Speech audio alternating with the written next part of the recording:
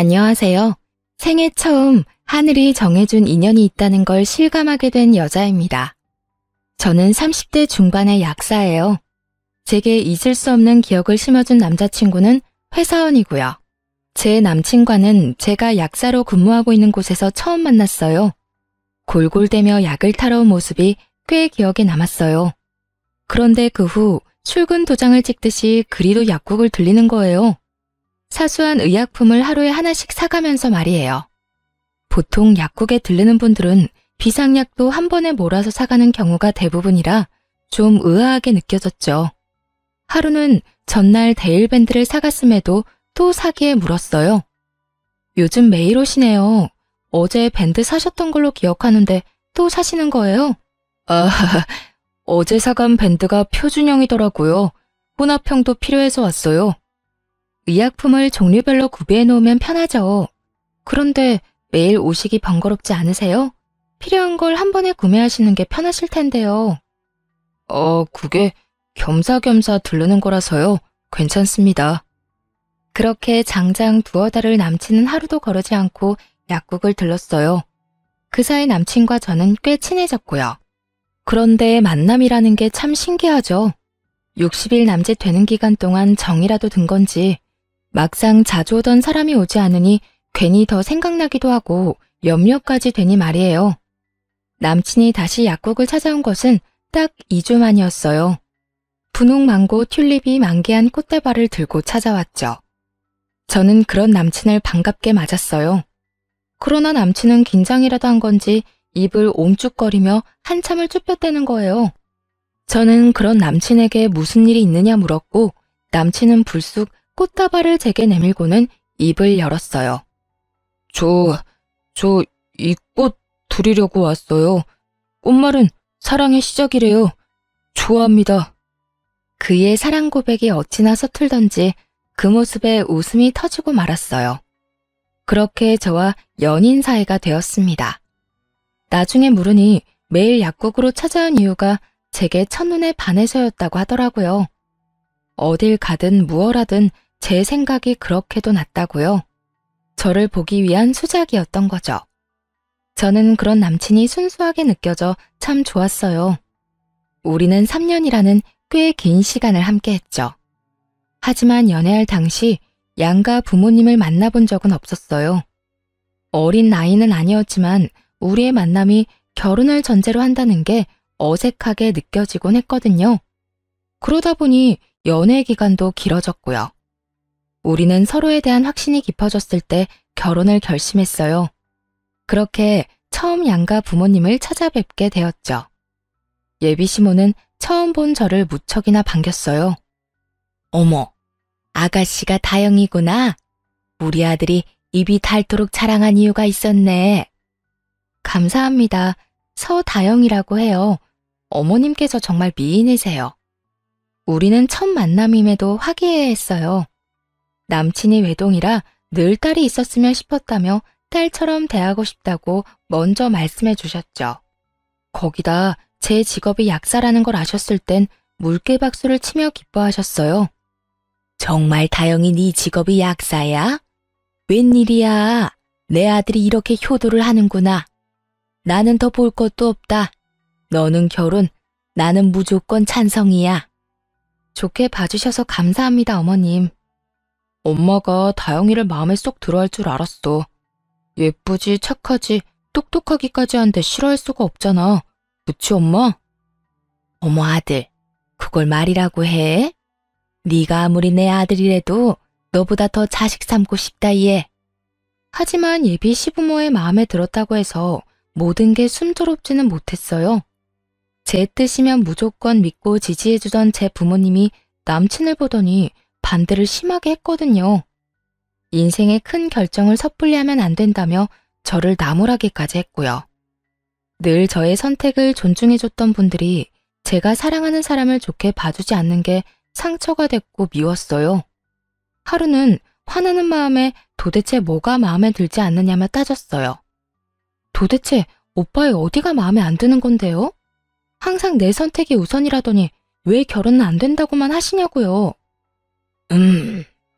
그 애는 말하는 투도 인상도 영 마음에 들지가 않아. 딱 너 고생시킬 남자라고. 아빠, 그런 핑계가 어디 있어요. 좋은 시선으로 바라봐주지도 않으면서 무턱대고 고생시킬 남자라니. 아빠가 오빠에 대해 뭘 알아요? 다영아, 엄마도 아빠와 같은 생각이야. 어떤 아이인지 잘은 모르지만 사람은 풍기는 분위기라는 게 있지 않니? 너와 그 아이는 맞지 않는 것 같아. 엄마까지 왜 이래요? 그냥 나 결혼시키기 싫어서 그러는 거 아니야? 타당한 이유도 없이 그냥 분위기 때문이라는 게 말이나 되냐고요. 그때 저는 콩깍지였던 건지 사람 볼 줄 몰랐던 건지 제 부모님의 말이 전혀 이해되지 않았어요. 아니, 이해하고 싶지 않았었죠. 그래서 꽤 오랫동안 고집을 부렸어요. 남친도 결혼 승낙을 받겠다며 자주 우리 부모님과 대면했고요. 그러는 동안 저는 부모님께 참 모진 말을 많이 했어요. 내 인생이야, 내 인생. 엄마 아빠가 대신 살아줄 거 아니잖아요. 그런데 왜 매번 안 된다고만 하는 건데? 내가 사랑하는 사람이고 내게 없어서는 안 될 사람이라니까? 이런 내 마음은 안중에도 없는 거야? 그게 자식을 위하는 부모가 맞는 거냐고. 도다용, 너 그게 무슨 말버릇이야? 이 세상에서 자식 위하지 않는 부모가 어딨니? 그렇게 모진 말까지 꼭 해야겠어? 그러니까 내가 행복하길 바라는 거면 제발 내 발목을 잡지 말아달라고요. 평생 그때 결혼하지 못한 걸 후회하고 반대했던 엄마 아빠를 원망하며 평생을 살길 바라는 건 아니잖아요. 그러니까 제발 허락해줘요, 응? 이렇게 제 목소리를 높일 때까지만 해도 제 선택은 늘 옳고 그렇기에 제 앞날은 탄탄대로일 줄 알았습니다. 그래서 반대하는 부모의 심중을 생각해보지 못했죠. 결국 부모님은 부모 자식 간의 관계가 어그러진 걸 더 두고 보지 못하고 마지못해 결혼 승낙을 해주었어요. 하지만 본격적으로 결혼 준비를 하면서부터 저를 고생시킬 남자라고 했던 그 말이 하나둘 이해가 가기 시작했어요. 양가 부모님께 결혼 승낙을 받은 후부터 저는 예비 시모와 정말 가깝게 지냈어요. 정확히는 예비 시모가 이제 며느리나 다름없다며 딸이 있으면 하고 싶었던 로망을 저와 함께 하려고 했었죠. 일이 바빴던 날엔 예비 시모를 만나는 게 힘에 부치기도 했지만 결혼 전부터 이미 시댁에 예쁨 받고 있다는 게 좋았어요. 그러니 제 부모와 함께하는 시간보다 예비 시모와 함께하는 시간이 많아져 갔죠. 남친은 자신의 부모님과 잘 지내주는 제게 고마워했어요. 그러나 제 부모님은 딸이 시집을 가면 출가 외인이라는데 시집 가기도 전부터 그런 것 같다며 서운해 하시더라고요. 그렇게 제 부모의 마음을 뒷전으로 한 채 시간은 빠르게도 흘렀어요. 본격적인 결혼 준비를 위해 상견례 날짜를 잡기 위해 예비시댁을 찾아갔고 예비 시모는 제 부모님에 대해 모르는 것이 너무 많다며 그제야 우리 부모님에 대해 물었어요. 네가 너무 마음에 들어 이제야 물어보네. 사돈댁 직업은 어떻게 되니? 무슨 일 하셔? 저희 부모님은 환경미화원이세요. 아, 환경미화원? 두 분 다 말이야?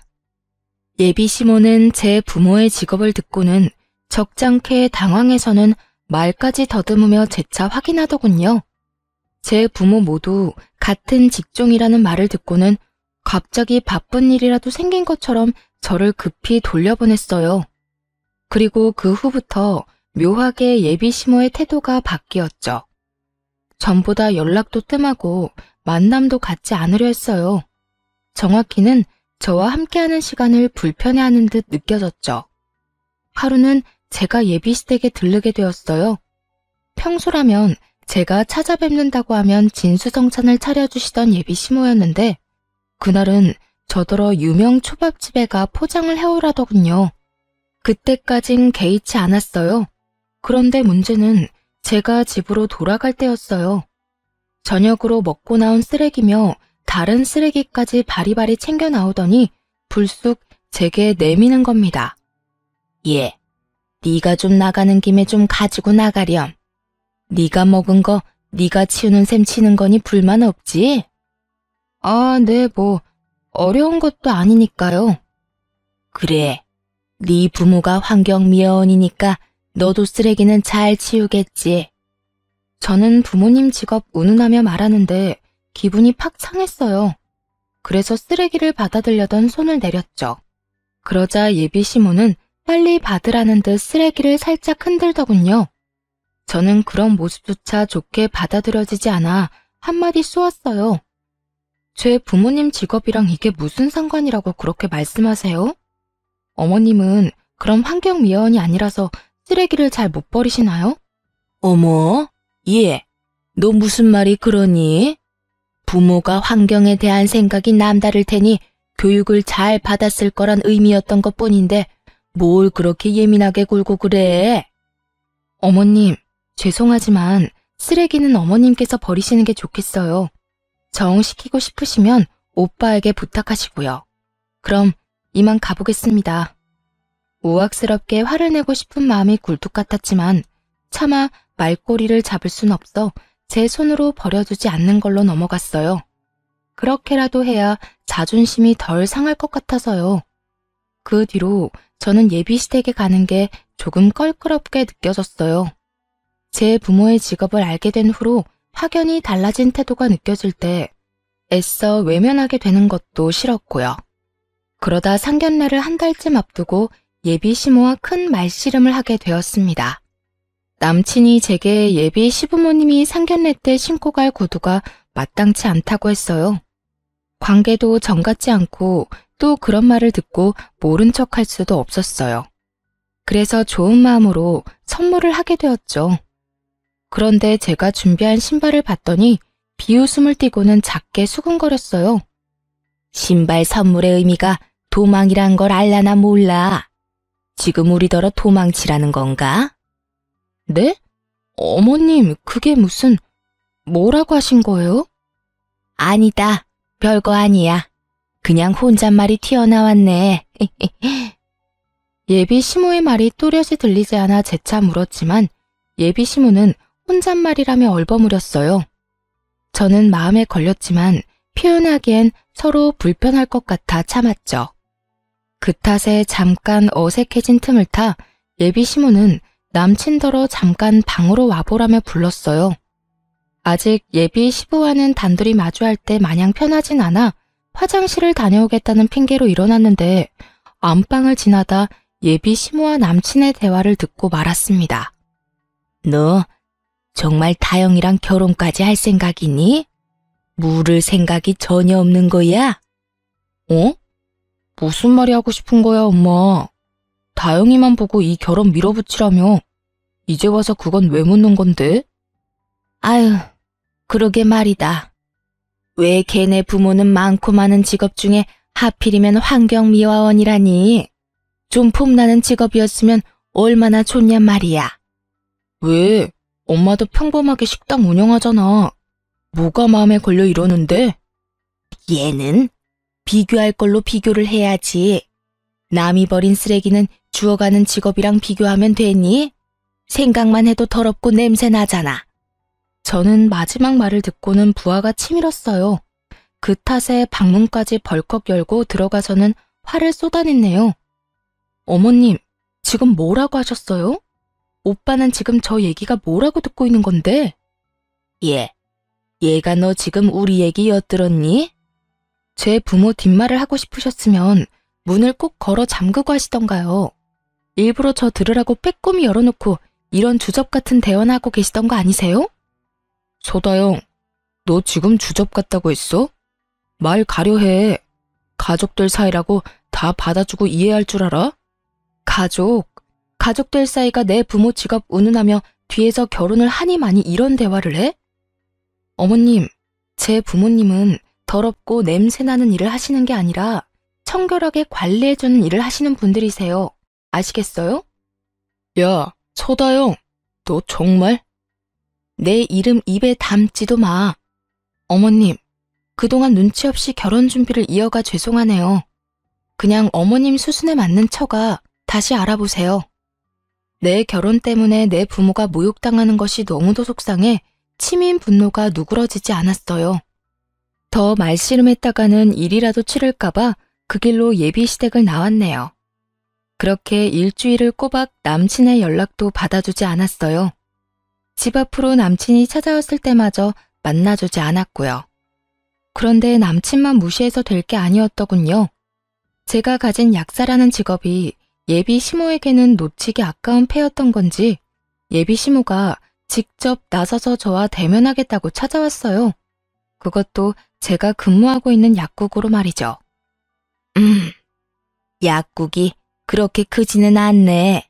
하긴 동네 병원 뒤치다거리나 하는 게 약국인데 커봤자지. 어머님께서 여기까진 무슨 일이세요? 뻔뻔하기는 정말 몰라 묻는 거니?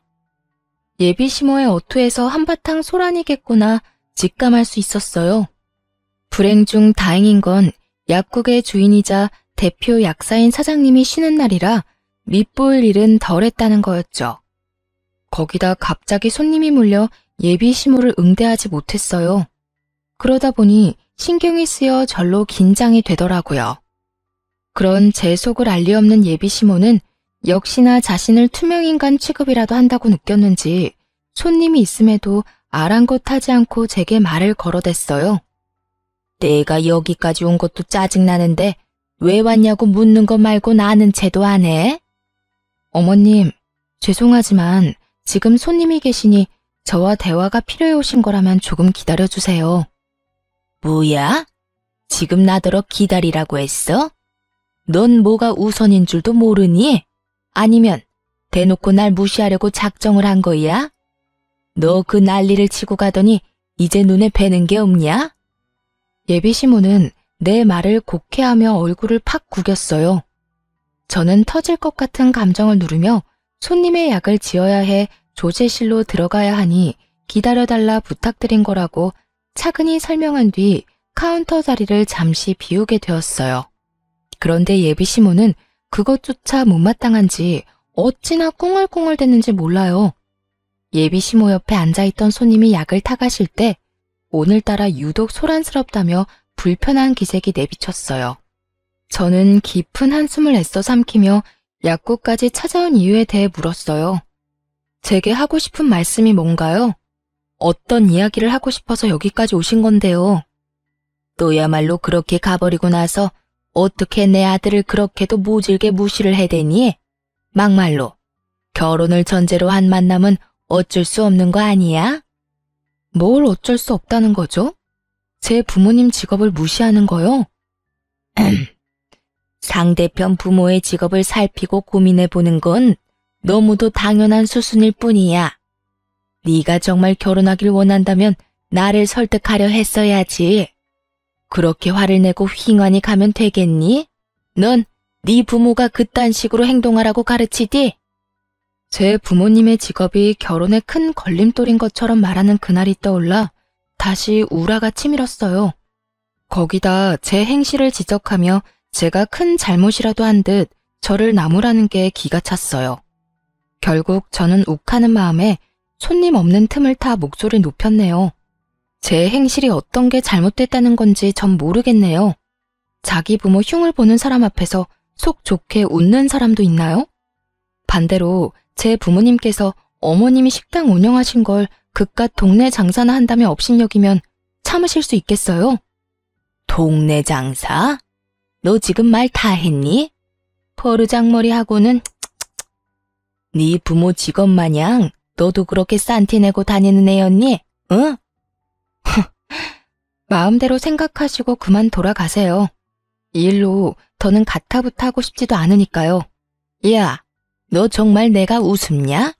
나 네 시험이 될 사람이야. 내 앞에서 굽신거려도 모자랄 판에 뭐라고?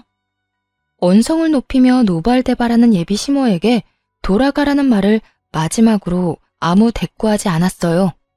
더 상대하고 싶지 않았다는 말이 맞겠죠.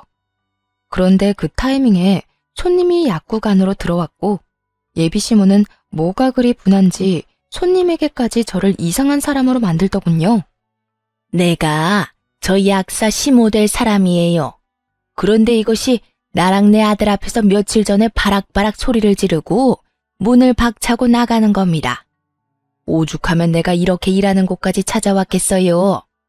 결혼하면 이 드센 것한테 나나 내 아들이 잡아먹히는 거 아닌가 싶다니까요. 저 요망한 것을 내가 품어줄래도 저렇게 나를 세우니. 아, 그러시구나. 그런 대화가 오갈 때 손님이 몰리기 시작했어요. 그리고 예비시모는 오는 손님마다 붙잡고는 저런 말도 안 되는 소리를 하며 제 험담까지 얹더군요. 결국 저는 참지 못하고 당장 돌아가라 등 떠밀었어요. 그러자 예비시모는 내게 버럭 소리치며 성을 부렸죠. 이것이 정말 대화 좀 하자고 온 나를 무시하는 것도 모자라 어떻게 이리 매정하게 사람을 쫓아? 내가 너한테 이런 대우나 받자고 여기까지 찾아온 줄 알아? 아, 제가 일 끝나면 곧장 연락 드릴게요. 지금은 근무 중이니 사적으로 시간 낼 수 없으니까요. 저는 사적으로 시간을 빼 대우해 줄 수 없는 상황임을 차근히 설명하며 예비시모를 진정시키려고 해보았어요. 하지만 예비시모는 이미 기분이 상한 상태라 제 말을 들으려 하지 않았어요. 자신을 상대하고 싶지 않아 일 핑계를 댄다고 생각했죠. 네, 완전 틀린 생각은 아니었어요. 일을 그르치는 상황을 더 이어가고 싶지 않았으니까요. 예비시모는 쉽게 진정되지 않았고 제가 말을 얹을수록 더 흥분해서는 제게 삿대질까지 하며 다시는 안 볼 사이처럼 제게 난리쳤어요. 그 바람에 약국에 들렀던 손님들은 다 나가버렸고요. 예비시모는 카운터까지 들어와 저를 끌어내더니 제 가운을 잡아주고는 마구 흔들어댔어요. 때마침 위층에 있는 병원 식구들이 지나가지 않았더라면 정말 예비시모에게 머리채라도 잡혔을지 모를 일이었어요. 예비시모의 손에 나붓기는 중에 건물과 연결된 약국 후문으로 병원 식구들이 지나간 덕에 도움을 받을 수 있었죠. 예비시모의 소나기에서 잠시 벗어나게 되었을 때 제게 괜찮냐고 물으며 살피는 남자의사의 모습에 예비시모는 더 눈이 돌았고 결국 정신 나간 사람처럼 고래고래 소리를 치며 제 머리채를 낚아챘어요. 네가 내 아들과 연락 안 하는 동안 내 아들 놔두고 저놈한테 꼬리쳤다 이거지? 이런 불려우 같은 것. 이러니 상대를 하려면 그 집안을 보라고 하지. 이 난잡하고 천박한 년. 네 부모는 남이 버린 쓰레기나 주울 게 아니라 너를 주워다 처분했어야 했어. 그런 거 아니에요. 어머님, 제발 이것 좀 놓고 말씀하세요. 오해예요. 오해라고요. 아주머니, 그런 것 아니니까 고정하시고 약사님과 대화로 풀어가세요. 이런 식으로 행동하시면 서로에게 좋지 않습니다. 저는 괜한 소문으로 의사에게 피해를 끼칠까 염려되어 급히 예비시모에게 아니라고 소리쳤어요. 의사분도 자신으로 인해 오해가 깊어진 듯 했는지 예비시모를 말렸어요. 하지만 예비시모는 이미 자신의 생각이 맞다고 확신했는지 그 누구의 말도 들으려 하지 않았어요. 아니긴 뭐가 아니야. 의사 양반, 2년 부모가 환경미화원인 건 알고 만나나? 주제도 모르는 것이 꼬여낸다고 껌뻑 넘어간 거지? 끼리끼리 만나야 잘 산다는 말이 꼭 맞다 싶네. 네 집안과 우리 집안이 가족이 되는 게 가당키나 하니? 약사인 것 하나 믿고 볼품없는 집안 들이미는 뻔뻔한 것. 이참에 내 아들과 제대로 정리해. 깨끗이 끝내. 병원 식구들이 모두부터 예비시모와 저를 간신히 떨쳐냈어요. 예비시모의 손에는 제 머리카락이 한 움큼 쥐어 있더군요. 저는 창피함이 밀려와 눈물이 쏟아질 것 같은 걸 꼭 참았어요. 병원 식구들에게는 도와주어 고맙다는 인사를 한 뒤 돌려보냈어요. 그러고는 어깨까지 들썩이며 숨을 몰아쉬며 연신 저를 죽일 듯 노려보는 예비시모를 마주했죠. 네, 그런 걱정일랑 마세요. 저도 더는 싫네요.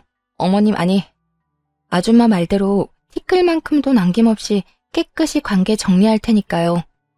참, 기가 막혀서.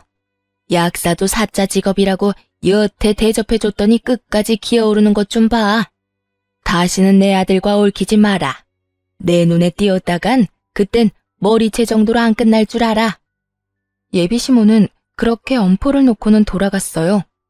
저는 그날 남친에게 다 끝났으니 다신 보지 말자고 했어요. 그러나 저와 전 예비시모가 대치했던 일에 대해 전혀 모르는 건지 제게 왜 이러는 거냐며 헤어질 수 없다고 제게 끈질기게도 연락을 하더군요. 소영아, 왜 자꾸 다 끝났다는 건데? 이제 상견례가 코앞인데 도대체 왜 그래? 우리 오늘 만나서 이야기해. 제발 좀 나 좀 만나주라, 응? 제 퇴근 시간에 맞춰 약국 앞으로 오겠다는 걸 간신히 말린 뒤 제 집 근처에서 전 남친을 만났어요. 아무것도 모르는 이 인간과 정리할 게 남았더라고요. 소영아, 나는 못 헤어져. 우리가 헤어질 이유가 없잖아. 모진 풍파도 나만 있으면 다 이겨낼 수 있다며.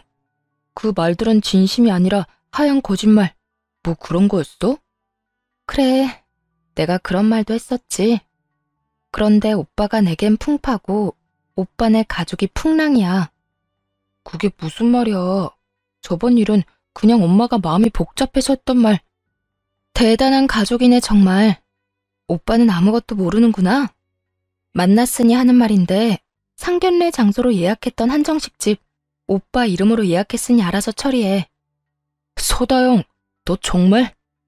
그리고 오빠, 네 부모한테 선물했던 신발값 상견례 할 일 없어졌으니까 그거 당장 물어줄래? 내 부모 멸시하는 인간들 좋은 일 하고 싶지 않거든 나.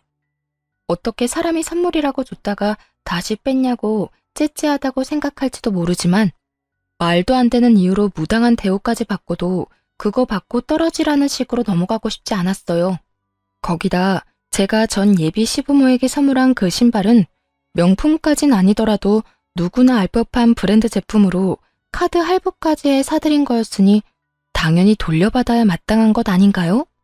상견례를 이유로 전 남친이 제 부모님께 해준 거라곤 흉보는 전 예비 시모에게 왜 그러느냐 말한 게 전부이니 말입니다. 제 말 한마디 한마디에 전 남친의 얼굴은 터질 것처럼 울그락불그락 달아올랐어요. 하지만 저는 그런 모습이 가짱게 느껴졌어요. 자기 부모로 인해 어그러진 결혼이라는 걸 여전히 모른다는 게 한심하기까지 했거든요. 그래서 오늘 예비 시모가 약국까지 찾아와 난동 부리고 손님 앞에서 날 꽃뱀 취급까지 했다는 사실을 다 말했어요.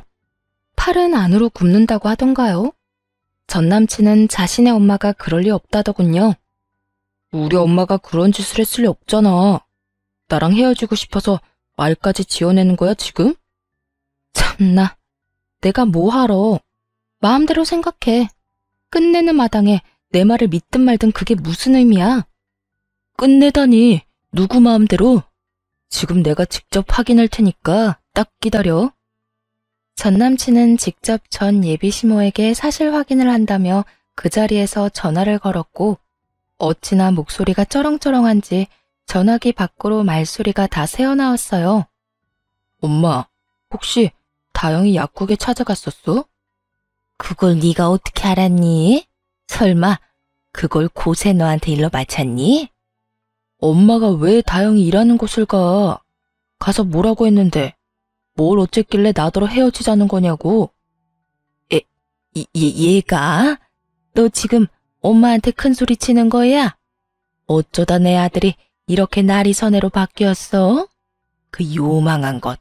남자 구슬리는 능력도 가지가지네. 걔랑은 깔끔히 헤어져. 불려시도 그런 불려시가 없더라. 헤어지라니 엄마까지 왜 이래? 내가 진짜 엄마 때문에. 됐어, 끊어.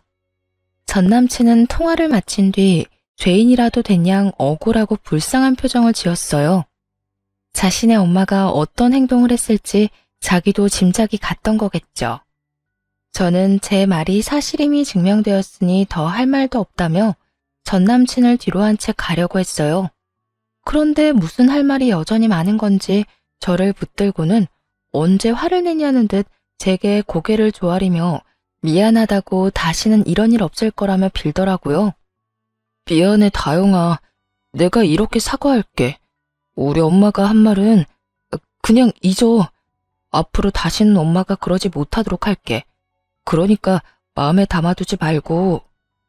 응, 안 그래도 그럴 참이야. 헤어지는 마당에 뭐하러 전전긍긍하겠어? 영양가 없는 언행이 나한테 무슨 의미라고.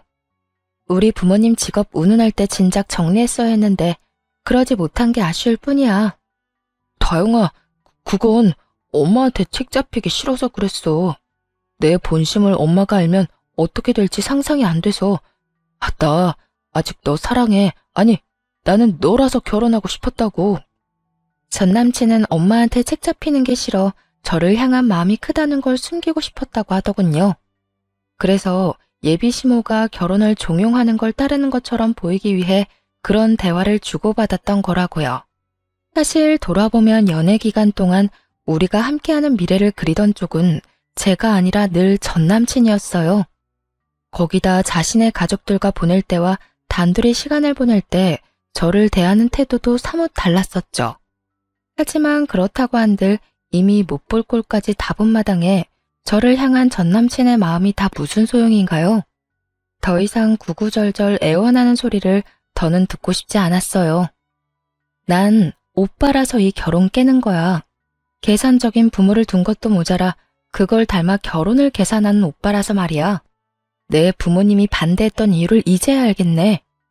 그렇게 구질구질한 이별을 한 후에도 전 남친은 장장 1년 동안 두어 달에 한 번씩 찾아와서는 평생 연애만 해야 한다며 그것만도 좋다며 다시 시작하자고 그렇게도 매달렸어요. 하지만 그런 전 남친을 거들떠보지도 않았어요.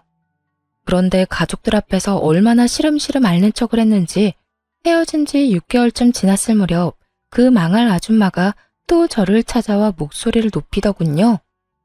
야, 너 내 아들을 어떻게 꼬셨길래 널 못 잊었다는 멍청한 소리나 하게 만들어? 그걸 왜 저한테 와서 물어요? 저도 아줌마 아들 때문에 골치 아프거든요. 못 찾아오게 단속이나 좀 잘해보던가. 뭐야? 이 요망한, 하필이면 볼품없는 부모를 둔 너와 연애하는 바람에 너 같은 것을 닮아버려서 이 모양이 이 꼴이 난 거 아니야? 애초에 너랑 엮이지만 않았어도 이미 우리 수준에 맞는 며느리를 맞았을 텐데. 이 독약 같은 것, 이 징글맞은 것. 한참을 제게 모욕해대는 전 예비 시모를 두고 저는 전 남친에게 곧장 문자 한 통을 남겼습니다. 쇼하는 게 너로는 모자라디? 좋은 말 할 때 네 엄마 내 앞에서 치워? 그러는 사이 자신의 말을 듣는 신용도 하지 않는다고 얼굴에 핏대까지 세우고는 삿대질에 대며 노발대발했어요. 이 쌍스러운 것이 지금 내가 말하는데 너 뭐하니? 지금 날 마구 지저대는 개 취급이라도 하는 거야 뭐야? 잘 아시네요. 너무 시끄러워서 참을 수가 있어야죠. 곧 아줌마 아들 올 테니까 사이좋게 손잡고 돌아가시던가요. 제 말이 끝나기 무섭게 아줌마의 전화벨이 울렸어요. 아니나 다를까 쏜살같이 전 남친이 연락을 한 것이었죠. 핸드폰에 뜬 화면을 보고는 아연실색해서는 저를 한번 노려보고는 황급히 자리를 뜨더라고요. 다행히 전 남친이 그 이후 제 눈에 띄는 일도 없어졌고요. 그렇게 우리의 진절머리 나는 인연이 끝났다고 여기며 살았어요. 얽히고 설켰던 그때가 다 꿈인 것처럼 느낄 정도로 평안하게 말입니다. 저는 그 후 참 많은 변화가 있었어요. 일자리를 옮겼고 또 진정으로 좋은 사람을 만나 결혼까지 하게 되었죠. 어떤 사람이기에 파혼하고 2년 만에 결혼했나 싶으실 거예요. 전 예비 시모가 제가 일하는 약국에 찾아와 난동 피울 때 싸움을 말려주던 남자의사 기억하시나요? 네, 바로 그 사람이 저의 남편이랍니다. 전 남친과 관계 정리 후 마음 따뜻한 그 사람이 저를 참 살뜰히도 챙겨주었죠. 전 남친과 그의 가족들과는 달리 제 남편은 의사임에도 직업에 귀천을 따지지 않는 사람이에요. 그뿐일까요? 제 부모님의 직업을 훌륭하다 인정하고 존경하는 마음으로 대해주는 멋진 사람이죠. 이러니 제가 반하지 않을 수 있겠어요? 길지 않은 연애 기간에도 불구하고 저와 제 남편은 하늘이 정해준 운명의 실처럼 서로를 당겼고 그렇게 부부가 되었어요.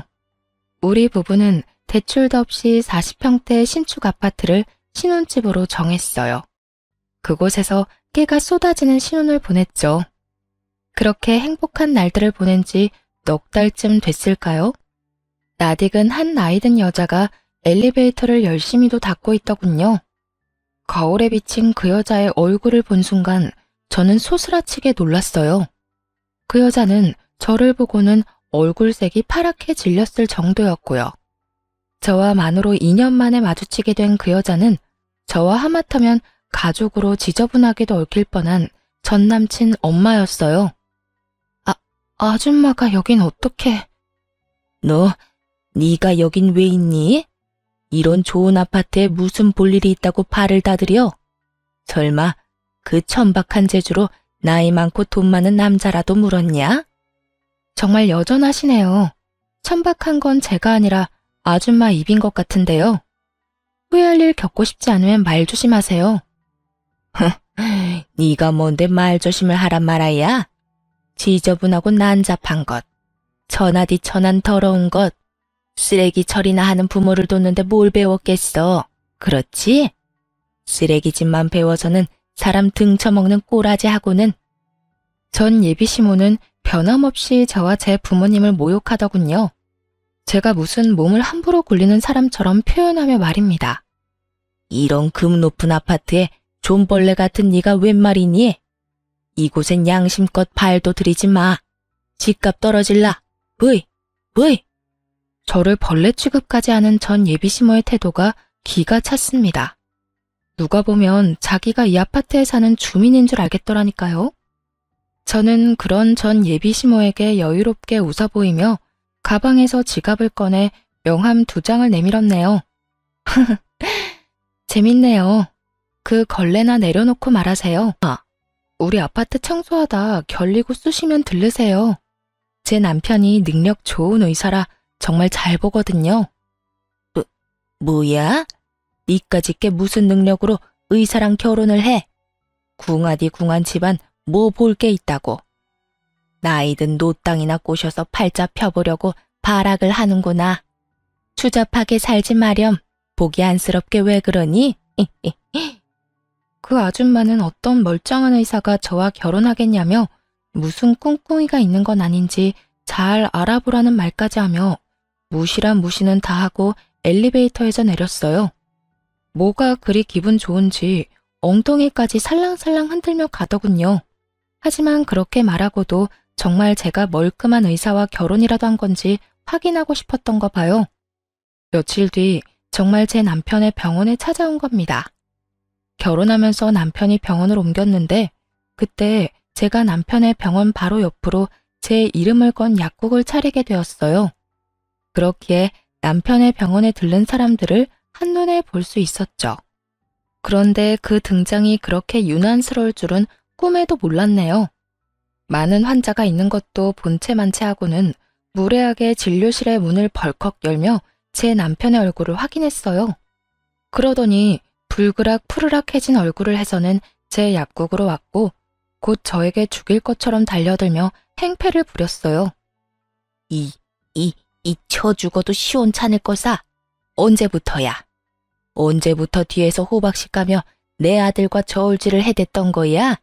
저놈, 그때 그놈 맞지? 응? 어쩐지 널 보는 눈빛이 예사롭지 않더라니. 어머? 제가 무슨 저울질을 해요. 아니, 저울질할 것도 못 되는데 주제를 모르시네요. 이것이 그때 우릴 뜯어말린 그 의사놈인 거 누가 모를 줄 알아? 꼬리친 거 아니라고 그렇게 잡아떼더니 어디서 분수에 맞지도 않은 고고한 척은 해대며 사람을 농락해? 입은 삐뚤어져도 말은 바로 하세요. 분수에 맞지도 않은 아줌마 아들 만났다가 내 인생 종칠 뻔한 거잖아. 그리고 이 인연을 만들어준 건 다름 아닌 아줌마예요. 아줌마 덕에 내가 찌질한 당신 아들하고 파혼하고 내 분에 꼭 맞는 남자 만날 수 있었던 거거든. 너 지금 내 아들더러 뭐? 찌질? 야, 너 이제 눈에 뵈는 거 없다 이거야? 그런 말을 짓거리고도 내가 가만히 둘 줄 알아? 가만히 안 두면 어쩔 건데. 약이라도 사서 갈 거 아니면 그만 나가줄래요? CCTV에 당신이 하는 행동 전부 녹화 중이니까 더 깽판 쳐서 영업 방해로 신고당하는 게 목적이 아니라면 말이에요. 얼굴이 새빨개진 아줌마가 약사가 손님한테 협박이나 한다며 무서워서 못 오겠다고 쇼까지 해댔어요. 그러고는 제게 나직이 두고 보자는 말을 남기곤 돌아갔죠. 하지만 사람의 천성이 시간 좀 지났다고 변하나요? 퇴근 후 집에 돌아와 보니 집 현관이 엉망진창이 되어 있었어요. 구정물 범벅에 모욕적인 말들까지 적혀 있었어요. 저는 곧장 관리소로 가서 상황을 설명한 뒤 CCTV를 확인했습니다. 아니나 다를까 전 예비시모가 난장판을 쳐놓은 것이었어요. 제가 멀끔한 의사와 결혼한 것도 배가 아픈데 자신을 모욕하고 깔봤으니 얌전히 넘어갈 수 없었던 거죠. 평생 살면서 그런 못된 성정을 가진 사람이니까요. 그런데 참 기가 막히게도 다음날 출근길, 우리 집을 그 꼴로 만든 인간과 딱 마주친 겁니다. 무슨 억하심정이 있길래 그런 치졸한 짓까지 한 거죠? 치졸한 짓? 내가? 무슨 말인지 난 전혀 모르겠는데. 괜한 사람 붙잡고 시비 걸지 마렴. 마주치지 않게 좀 사라져주면 더 좋고 말이야. 아줌마가 사라져야지. 고작 그런 복수나 하자고 청소부로 일하는 거예요? 진짜 그 엄마의 그 아들이야. 그쵸? 야, 너 말 다 했어? 내가 무슨 집을 엉망으로 만들었다고 아침 대바람부터 이렇게 생사람을 잡아? 진짜 몰라 물어요? 이러고도 여기서 더 붙어있을 수 있을 것 같아요? 어림도 없지. 저는 이 말을 뒤로 곧장 관리소에 전화를 걸었어요. 몇 번의 신호음 끝에 전화 연결이 되었고 저는 바로 스피커로 바꾸어 통화 내용을 보란 듯이 들려주었습니다. 어제 불편사항 접수한 703호입니다. CCTV로 확인한 그분 오늘 출근을 하셨네요. 저랑 딱 마주쳤는데 여긴 일 처리를 이따위로 합니까? 너무 죄송합니다. 근무 시작한 지 얼마 안 된 분이라 규율에 대해 조금 무지하셔서 잦은 실수가 있더라도 넘어가 주었던 게 화근이 된 것 같아요. 당장 조치 취하도록 하겠습니다. 다시 한번 너무 죄송합니다. 규율을 모르는 사람을 쓰는 게 말이나 됩니까? 저 이거 그냥 못 넘어가요. 제대로 배상하라고 전달해 주시고 다시는 볼 일 없도록 당장 잘라주세요. 아시겠어요? 전 예비시모는 그제야 자신의 처지를 알게 되었어요. 자신이 사는 입주민인 척 고개 쳐들고 저를 깔볼 땐 언제고 잘리는 것만은 막아달라며 애원하기 시작했죠. 날 자르라니 그게 무슨 소리야? 내가 뭘 그렇게 잘못했다고? 내가 너무 속상한 마음에 경솔하게 행동한 것 사과하마. 관리소에 다시 말 좀 잘해주면 안 되겠니? 다영아, 우리 예정이 있는데 일이 모질게 할 필요 없잖니? 제가 왜요? 예정 들먹일 정도로 각별한 적도 없잖아요. 그런 서운한 말이 어딨어. 가족으로 묶일 뻔한 사이잖아. 내가 운영하던 식당 망하고 남은 건 빚뿐이야. 여기만큼 페이가 좋은 곳도 없는데 잘리면 나는 버틸 재간이 없어. 사람 하나 살린다 생각하고 이번만 넘어가주면 안 될까? 그러게, 배포도 없으면서 왜 그러셨어요? 이미 저질러 놓은 걸 되돌릴 수 없잖아요? 당신이 코푼 휴지는 당신이 치워야지. 그동안 자신이 운영하던 식당 앞에 프랜차이즈가 들어와 망했다고 했어요. 그래서 그 빚을 갚는 것에 평생을 쏟아 닥치는 대로 일을 해야 하는 상황이었던 거죠. 하지만 그런 이유로 꼭 지켜야 할 자리였다면 심사숙고하고 행동으로 옮겨야 하는 거잖아요. 그 알량한 자존심은 어디로 갔는지 목구멍이 포도청이라며 제 바짓가랑이까지 붙들고 용서해달라고 끈질기게도 매달렸어요. 몇 날 며칠을 제 집 앞에 와서는 누가 시킨 것도 아닌데 현관문과 복도가 번쩍 빛이 날 정도로 쓸고 닦아댔어요. 그러면서 꼬박꼬박 사죄의 메모까지 남겼죠. 하지만 저는 그런 아줌마를 거들떠보지도 않았습니다. 그 후 절대 안 된다던 해고 통보를 받게 되었나 봐요. 그렇게 내쳐진 후에도 며칠을 제게 찾아와 애걸복걸을 했어요. 그러면 안 됐는데 내가 미련하게도 일을 저지르고 알게 되었단다. 다영아, 미안하다. 다시 일하게만 해주면 내가 뭐든 하마. 평생 감사하는 마음으로 살 테니 좀 도와주렴. 저더러 집안 수준 운운하며 싫다고 할 땐 언제고 이제와 그런 제게 아쉬운 소리를 하는 꼴이라니. 아줌마가 봐도 참 황당하지 않아요? 아줌마 사정이야 어떻게 됐든 그건 제 알 바 아니잖아요. 아들 자존심까지 어그러뜨리고 망신 주고 싶은 거 아니면 작작하세요. 아니면 당신이 나한테 해코지했던 증거 영상들 당신 가족들에게 폭로하는 건 물론이고 법정에서까지 마주하게 될 줄 알아요? 이렇게까지 모질게 하고 나서야 더는 절 찾아오지 않았어요. 자신이 망한 것만으로도 가족들에게 짐이 되었는데 더 큰 짐을 안겨줄 수는 없었던 거죠. 그 후로 한참 후에 집으로 우편이 하나 왔어요. 그 우편에는 자신이 잃은 일자리에 대해 손해배상 청구를 하고 싶었지만 예정을 생각해 봐주겠다는 내용이 담겨 있었어요. 네, 그렇게 봐달라며 빌던 게 진심이 아니었던 거예요. 끝까지 그 알량하고 볼품없는 자존심을 지키고 싶었던 듯해요. 저는 그 우편을 사정없이 찢은 후 쓰레기통에 버렸네요. 운명이라는 게 그리고 인연이라는 게 참 신기해요. 이어질 사람은 우연으로라도 만남을 이어가게 되고 어그러질 관계는 어떻게 얽혀도 모진 끝을 맞이하게 되니 말입니다. 전 남친이 제 운명이라 믿었던 그 시절이 실은 진정한 운명인 지금의 제 남편을 만나기 위한 시련이었던 게 아닐까 하는 생각이 드네요. 그렇게 저는 예나 지금이나 미운 마음을 간직하진 않습니다. 다만 저를 미워하는 그 사람들이 마음을 비우고 자신의 인생에 집중하여 잘 살길 바랄 뿐이에요. 누군가를 미워하며 살다 가기엔 삶이 너무 가엾잖아요. 참, 환경미화원이신 제 부모님은 여전히 자부심을 가지고 일하고 계셔요. 제 남편은 그런 부모님의 건강을 살뜰히도 챙기고요. 온전히 저와 제 가족에게 열심을 다하며 사는 지금, 저의 오늘도 그리고 앞으로의 미래도 탄탄대로이지 않을까 늘 생각해요. 제 남편과 함께라면 어떤 역경도 잘 이겨낼 자신이 있거든요. 이런 마음 덕일까요? 저는 임신 4개월 차에 임산부가 되었답니다. 부디 이 행복이 제가 사랑하는 모든 사람에게 전해지길 바라며 이만 사연 마칩니다.